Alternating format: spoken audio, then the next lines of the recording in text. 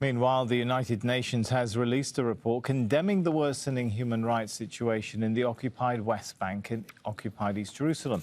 It says Palestinians are trapped in a cycle of fear, facing the relentless force of the Israeli army, as well as violence from settlers. According to the report, between October the 7th and December 27, nearly 300 Palestinians were killed, primarily due to Israeli military operations and raids on refugee camps. 492 Palestinians have been killed by Israeli forces this year. That's the highest since the UN started recording such deaths 18 years ago. More than 4,780 Palestinians have been detained. The UN says they're subjected to torture and violence in Israeli jails. There's been a further increase in settler violence since October the 7th, with 1,208 people forcibly displaced during 367 settler attacks. 8 Palestinians were killed during these attacks. Well, the UN is calling on Israel to abide by international law, stop all violence against Palestinians, and thoroughly investigate these incidents. Use of military tactics and weapons in law enforcement contexts, and the use of unnecessary or disproportionate force by the Israeli security forces are extremely troubling. Dehumanization of Palestinians that characterizes many of the settlers' actions is very disturbing and must cease immediately. I call on Israel to take immediate, clear and effective steps to put an end to settler violence against the Palestinian population, to investigate all incidents of violence by settlers and Israeli security forces. Well, Ajith Sunghay is the head of the United Nations Human Rights Office in the occupied Palestinian territory.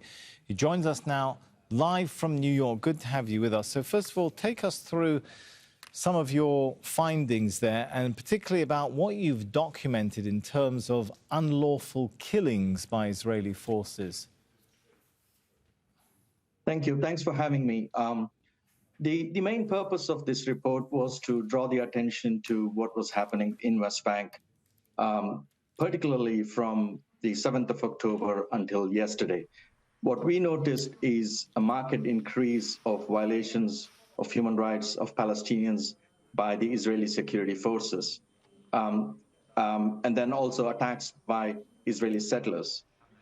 You are accurate in describing that force has been used in an excessive manner, and in many cases, unnecessary and disproportionate force, which has ended up with hundreds of Palestinians being killed. To be accurate, about 500 this year, highest number since we started recording in the OPT. Your report also references torture of prisoners. Take us through how widespread that's become since October the 7th. There are about 4,700 and odd people who have been detained, 2,000 plus since the 7th of October. Access to them has not been easy. However, some of them have been released. We have had an opportunity to speak to them and also gather information from a number of other sources. From what we have been hearing is the ill treatment and very horrible situation in detention centers, and also in some cases, acts that would amount to torture. What about settlers? What role is settler violence playing in the displacement of Palestinian communities, according to your report? Settler violence has been a major cause of problem for years now. Settlements have been expanding. There are over 700,000 settlers in the West Bank, including East Jerusalem. As settlers get closer and closer to the Palestinian community, at this point in time, they're all over in West Bank, tensions increase. Israeli settlers attack herding communities of Palestinians. What we've seen this year, particularly after the 7th of October, is an emboldenment of settlers for different reasons. And they've started attacking not in one or two one-on-one cases, but in groups. We have seen earlier this year in Hawara, we've seen similar such coordinated settler attacks on the Palestinian community. And herders and many others in this coercive environment have decided to move away from places where they have been living for years. And what caught my attention is when reading your report and you talk about this rising wave of settler violence, but the report talks about new restrictions on movement being placed on the Palestinians, right? That is correct. The rise in settler violence is also related to lack of accountability. I think that's extremely important to underscore. Where there is impunity, violations will continue to happen, and that's what we've noticed, and we've been saying this for years now, that accountability is important. The next point that you made about movement restrictions is also extremely worrying, and this is particularly for the Palestinians. Like we have mentioned in the report, these restrictions are discriminatory. It prevents Palestinians from moving from town to town. We have heard this from a number of sources. We've also seen our teams have gone out.